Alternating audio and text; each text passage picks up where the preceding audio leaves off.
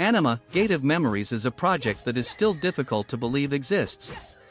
Without going into detail, it is a loose adaptation of the board game Anima, beyond fantasy, generously seasoned with its own mythology, philosophy, and a pinch of strangeness.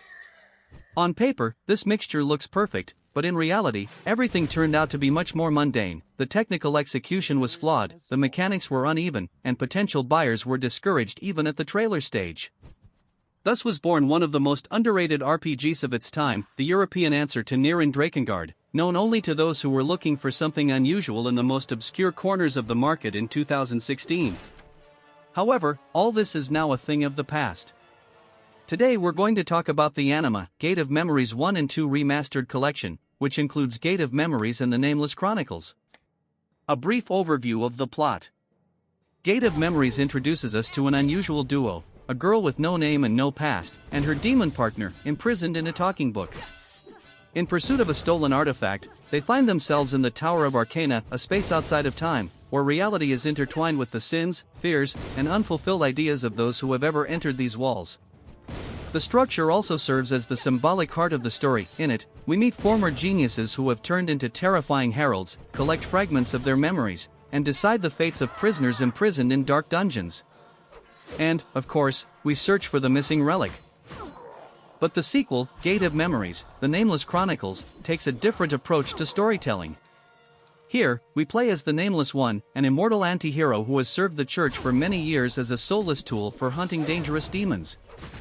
His path runs parallel to the events of the first part, but shows familiar episodes from a different angle and neatly closes the plot holes left unanswered in Gates of Memories.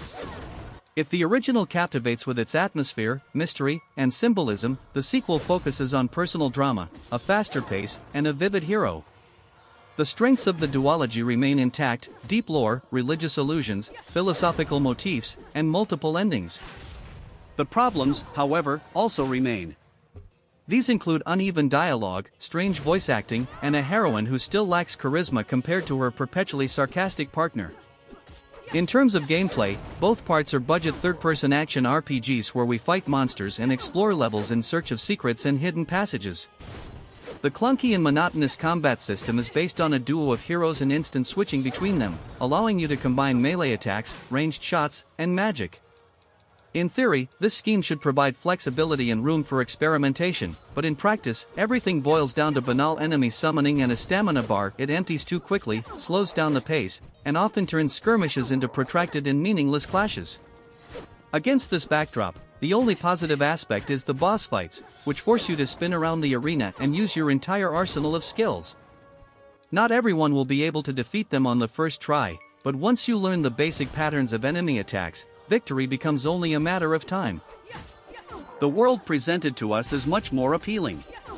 On the one hand, the towers can be completed in a relatively free order. The only difference between them is the level of difficulty of the enemies and the endings we will reach. On the other hand, the platforming is a bit wonky in places. Solving puzzles forces you to look for clues hidden in random poems, and backtracking and Metroidvania elements force you to regularly return to areas you've already passed through. You'll have to run around a lot here. But the main drawback is the complete lack of navigation. Forget about a quest log, markers, or hints. For the first half hour, I literally had no idea where to go, and even after some adaptation, I often got lost in the non-linear structure of the levels. Many people will not like this at all. As for the Nameless Chronicles, its gameplay is based on the original formula, but makes it much more aggressive and dynamic. Battles become noticeably faster thanks to new skills, puzzles become more logical, and the pace of the narrative becomes denser. As a result, the Nameless adventure feels like the strongest part of the collection, while Gates of Memories serves more as a prologue, introducing players to the laws of this universe. In reality, it should be the other way around. From a technical point of view, there are no issues with the remaster. During my playthrough, I didn't encounter any bugs, crashes, or frame rate drops. After 9 years, the game finally runs smoothly and stably. There are few updates here, but each of them is beneficial. The developers have reworked the lighting and shadows, improved the textures, and slightly refreshed the palette. The camera has also been tweaked. It is still capable of choosing an unfortunate angle, but overall it behaves much more calmly.